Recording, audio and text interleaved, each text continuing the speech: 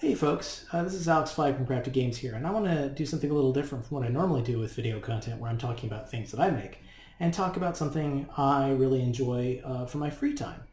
So this is the Terraforming Mars Big Box that just arrived today. I was going to do a little unboxing video, but my mic wasn't working, and so I recorded the whole video, and well, it didn't get recorded. So Terraforming Mars has been around for a while, and there've been a lot of really good aftermarket components. I'm one of those people that loves to trick out their copies and do custom stuff, so I had done a custom insert and things like that, but I wanted to replace it with this beauty. So I backed this last year on Kickstarter. It just arrived. I'm super stoked, and but I'm trying to figure out how to get all my new stuff in there. So I want to show you what's inside and also how I made it all fit with the aftermarket components I had. So let's pop the top off here, and you'll see it's empty because I've already unboxed it and packed it up and stuff like that. I was going to show you a before and after, but unfortunately that's gone. So here's the inside of the box. So this comes with a bunch of custom trays. This here is the bottom tray. This is the this would normally hold all the expansion materials. So you've got room for the colonies. You can put the colonies here. I put the colonies here, and then the plastic tokens there, and then had the cardboard from all the expansions in here, and then kind of crammed in all of the turmoil stuff. But my player boards that I made are really cool. I bought these off Etsy and hand painted them years ago, and so but they're really thick, and they don't fit into the well normally. So what I've done is I've actually modified. I've done a little quick modification here.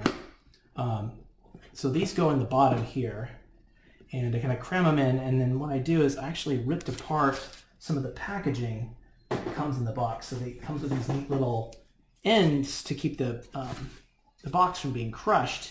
And so this is just all hot glue. So I just tore this apart, just tore both ends off, and got these little strips. Now, these guys fit perfectly. Take them and just set them in there like so, because you're creating a foundation for the rest of the game to sit in there. Did that. There's some styrofoam blocks in there. I just got a steak knife, cut it in half, set it like so. Then the next star of the show, and the next heaviest item, probably the heaviest item in the whole box, is the card box. So this comes with cool little plastic dividers. They're very nice. I got it backwards. There we go. And so you got enough to separate all your corpse from all your project cards, from your prelude, your specific materials, your voting cards for turmoil, stuff like that. So it's really nice. So this guy has to sit in the bottom. So it's got this really tall lid. Kind of slide it together, sit it right there, snug as a bug. Everything's nice and level, which is important because the next, and probably the heaviest tray in here, is the tokens tray. So this has all these little trays to hold all your bits. It's very nice. So you got one for every color, every player color. You've got this fancy little well here to hold the Rover first player marker.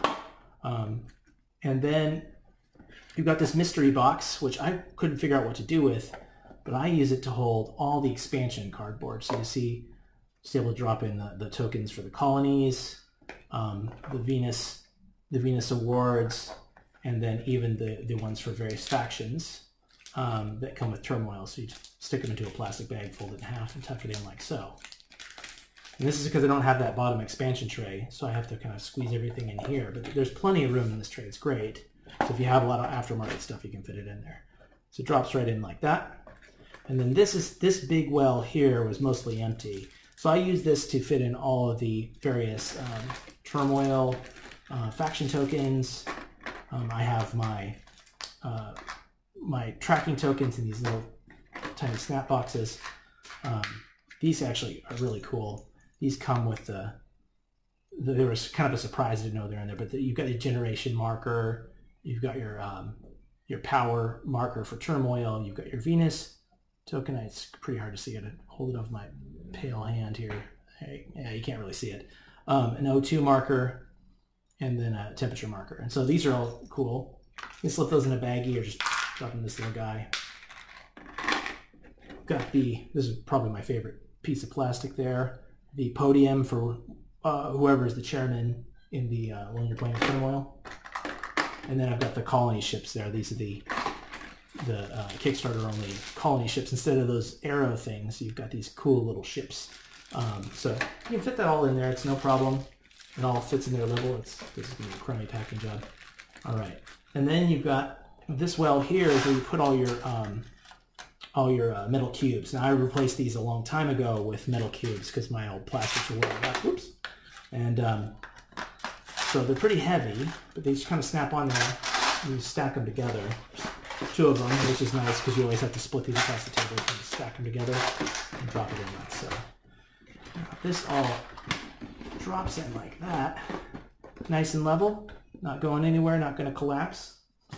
Then this well, if you didn't have aftermarket boards, if you bought the double layer player boards from the good folks at Stronghold, those would fit right in here and be level. But and this is the spot where you put all of your extra small boards like the turmoil board and the Venus board and stuff like that. So those all fit right in there snug, along with the rule books and old player boards. And so I've got that plus some player guides and things like icon guides and stuff I got off BGG. They all drop right in there too. And then because this doesn't have a home, there's no place big or small enough for it, the colony board just drops in there like so. Now, this is what most people got the board for, or got this box for, which is the new three-dimensional tiles. So replacing all your cardboard with plastic. These forest tiles are fantastic, made of two colors. They're multi-part. Your cube will drop right there in the center of these. And you can't see it. I have a hard time with autofocus on this. You have cities, and there's variations. You'll see that they're not all the same design. There's 2 or 3 designs in each. So they're really awesome looking. And then you have ocean tiles. Now, the trick with these is that it's kind of hard to get them out. They're flat on the bottom, so they don't rock out very easily. And these tiles are sort of translucent. You know, these are made to be painted, like just a dry brush or something like that. I'll probably end up doing that. Make the ocean tiles look a little bit better on the table, since everything else has 2 colors. But what I've done here is I've put all these flat tiles in the middle because these high walls make them hard to get out, and then put cities and 3-dimensional ones on the edge, because that's easy to pop them out that way. Once you pull the city out, then it's very easy to come from the end and just grab all those pieces. So there's one flat tray. Drop it in like so. Oops. Get it the right direction. There you go. And drop that on top, and then we have a tray with a funky top. And this one has all the special tiles. Now, one thing that's really smart is that the special tiles incorporate red plastic and things like that. My personal favorite is the nuclear zone. It's got a mushroom cloud. That's pretty rad. This one, word of warning, it's 2 parts. Don't glue it together, even if you want to paint it, because it won't fit out in the tray. You'll have to drop it in the middle or something if you glue it. So you can take it and just put it in here like that.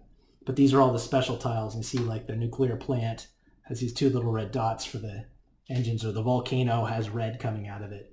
And even probably the neatest one is this dam, which has the water, the translucent water on the back, and then the dam, and then the brown for the ground.